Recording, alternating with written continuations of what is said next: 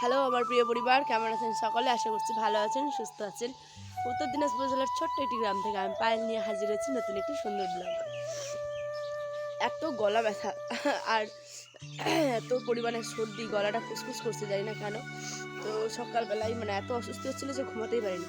তো সকালবেলায় উঠে পড়েছি, উঠেই ভাবলাম চলো ব্লগটা শুরু করি। তো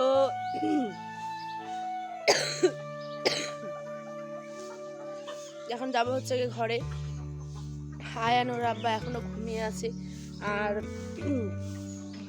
আমি এখন কি রান্নাবাড়ি বসাবো সকালবেলা। সকালে নাস্তা তেমন কোনো কিছু আজকে নেই, ঠিক আছে। সকালে আয়নের আব্বা আজকে যাবে হচ্ছে গিয়ে একটা কাজে। তো ভাবলাম চলো সকালই ভাতটা বসিয়ে দিই।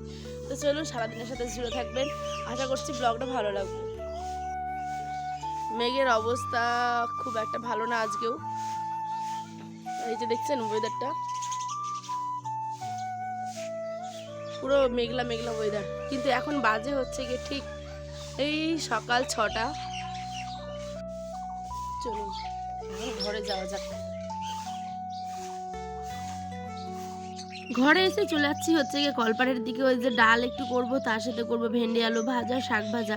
তো ভাবলাম চলুন কলপাড়ে গিয়ে ভালো মতো করে চালের জন্য ভাতের জন্য ওজনটাও করে নিই, আর বাকি ডালগুলোকেও ভালো করে ধুয়ে সুন্দর করে প্রেসার করে বসিয়ে দিব।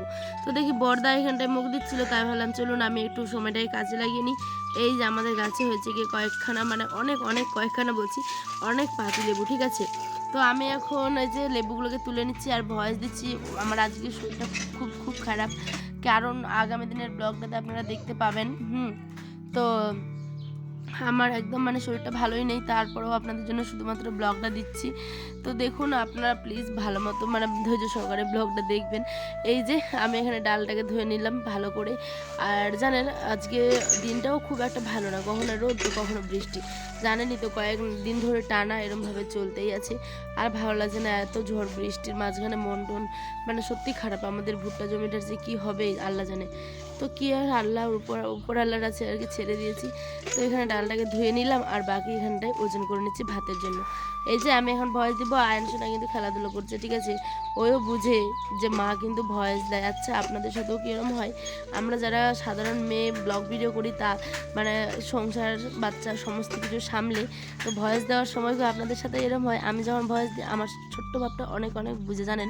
কখনো তো ও তো বাচ্চা, কখনো আবার একটু কি বলবো, মা মা করে ডাকে, এটা সেটা আপনারা অনেক ভিডিওতে আমার বুঝতে পারবেন, ওর আওয়াজ অটোমেটিক চলে আসে। আবার অনেক সময় কিন্তু সে খেলাধুলা করে, মা জানে যে মা কাজ করছে, তাই না। তো একটু একটু করে ওই অনেকটা বড় হয়ে যাচ্ছে দিন দিন। ওর জন্য অনেক দোয়া করবেন যাতে অনেক ভালো থাকে, মানুষের মধ্যে মানুষ হয়। তো এখানে আর কি বলবো, অনেক কিছু বললাম। তো এখন যাচ্ছি হচ্ছে কি ঘরের দিকে। আর একবার আপনাদেরকে দেখিয়ে দিই, ভাবলাম যে এই যে বাবা কাটছে হচ্ছে কি কান্ডি। আমার শ্বশুরবাড়ির দিকে বলে এটাকে কান্ডি, কিন্তু বাবার বাড়ির দিকে এটাকে বলে হচ্ছে কারি। তো যার যেদিককার ভাষা। তো এখানটায় গরুর জন্য খাবারটা রেডি করছে সকালবেলা উঠেই, কিন্তু তার এটাই প্রথম কাজ। তারপরে নিজে হাত মুখ ধুবে খাবে, আগে তাদের খাবার দেয় গরু ছাগলগুলোর। আর গ্রামের বাড়ি তো। হ্যাঁ বাবা কি? আচ্ছা ঘুম খেলো। কোথায় যাচ্ছ? হ্যাঁ দোকান, এসো। তো রান্না করতে বসেছিলাম, তার মধ্যে দেখছি যে দেশলাই নেই, জ্বালাবো কি দিয়ে। তো ওই জন্য দোকানে আসলাম, দোকান তো এখনো বন্ধ। এ আসো, ওইটা দোকানে ধুই। আয়ান আমি আসবার, আয়ান ঘুম থেকে উঠে পড়েছে অলরেডি। চলো। হ্যাঁ, এই গ্যাস লাইটগুলো এত এখন খারাপ বেরিয়ে গেছে সত্যি, যতই দামি নেন না কেন, ঠিক 1 মাস যাবে তারপরে আর ওটাকে লাইটের জ্বলবেই না, জানেন। তো সেই কারণে ওটা বাদ দিয়ে দিয়েছি। তাই সকালবেলা উঠে গেছিলাম হচ্ছে গিয়ে দেশলাই কিনতে। আর আয়ানও আমার সাথে যাচ্ছিল, আর এখানে দেখাচ্ছিলাম টাটকা শাক আয়নের আবার নিয়ে এসেছিল। তো সেগুলোই আজকে রান্না করা হবে। আর এখানে নিয়ে এসেছিল পটল ভেন্ডি সমস্ত কিছু। তো চলুন চটপট করে এই যে পটলগুলোকে কেটে নিব, তার সাথে ভেন্ডিগুলোকেও কেটে নিব সুন্দর। সরি ভুল বললাম, দেখুন আপনাদের সাথে কথা বলতে বলতে মাথাটা কেমন জানি গোল হয়ে যাচ্ছে, জানেন। কারণ শরীর ভালো না থাকলে মন কি ভালো থাকে? তো এই যে আমি এখানে পটলের কথা বলছিলাম, সেটা না, আলু আর ভেন্ডিগুলো কেটেছি, পটলটা আগামী দিন করব। তো ভাতটাও তো বসিয়ে দিয়েছিলাম, ভাতটা এতক্ষণে অনেকটা সেদ্ধ হয়ে গেছে। চলুন এখানটায় হলুদ লবণ দিয়ে আলুগুলোকে ভেজে নিই।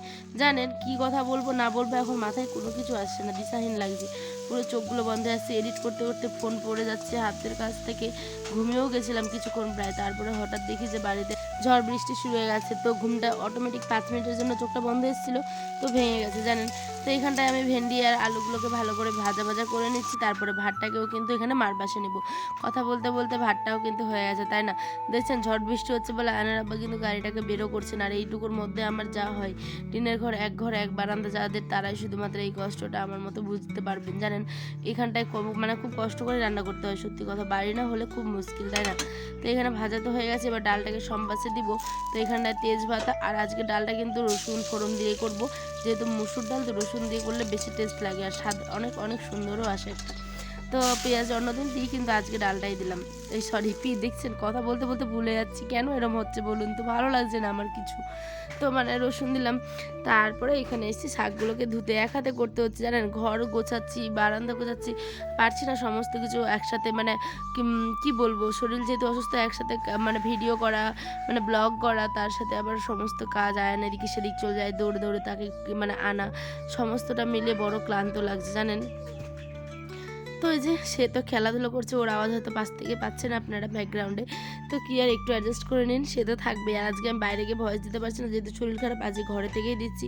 তারপর এখন বিকেল হয়ে গেছিলো, তো আয়নকে ভাবলাম যে একটু ফল কেটে দিই, তো আয়নকে যে বেদানা কেটে দিচ্ছিলাম, আর আমি খাচ্ছিলাম হচ্ছে কি মৌসম্বি, যে আয়নের আব্বাকেও দিয়েছি টিফিনে ভাত, মৌসম্বি, কলা, মানে ফলও দিই, প্রতিদিন ওকে চেষ্টা করি ফল দেওয়ার। তো আজ এখানেই দেখাবে অনেকটি ব্লগে, সকলে ভালো থাকবেন, সুস্থ থাকবেন, সাবধানে থাকবেন।